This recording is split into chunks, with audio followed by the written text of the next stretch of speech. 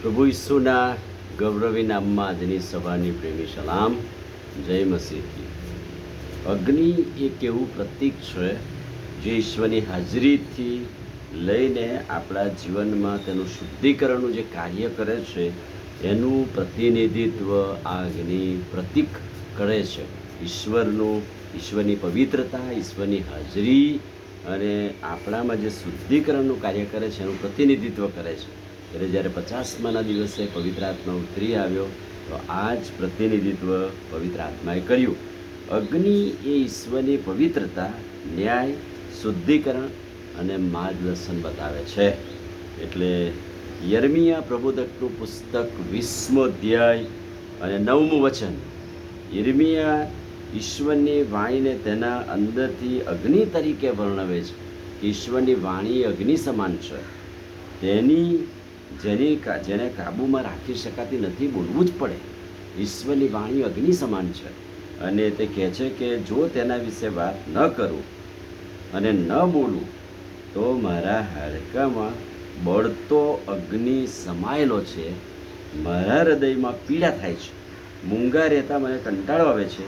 હું બોલ્યા વગર રહી શકતો નથી. એક એવો અગ્નિ દેવના વચનનો કે જે શાંત બેસી ના રહે. એના હાડકામાં સડો થાય, અગ્નિ ઉઠે અને બોલવું જ પડે, મૂંગું રહેવાય નહીં. યશાયા 43:2. અગ્નિમાંથી પસાર થવાનું પણ જ્વાળા તેને બાળે નહીં.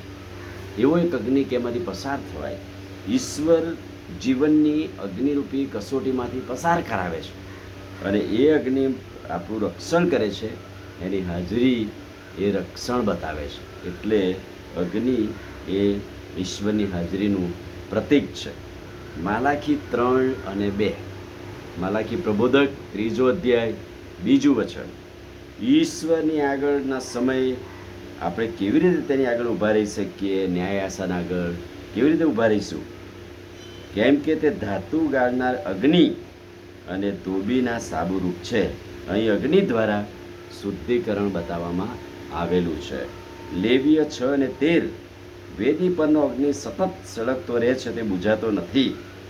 મંડળીનો કાયમી અગ્નિ તે આપણી પ્રાર્થનાનો જુસ્સો બતાવે છે.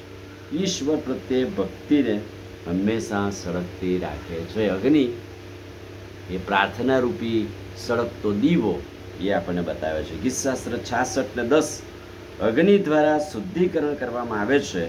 પરીક્ષણો દ્વારા ઈશ્વર આપણું શુદ્ધિકરણ કરે છે. એટલે અગ્નિ એક એવું પ્રતીક છે કે જે બાઇબલમાં પવિત્રતા જોડે સરખાવવામાં આવેલું છે.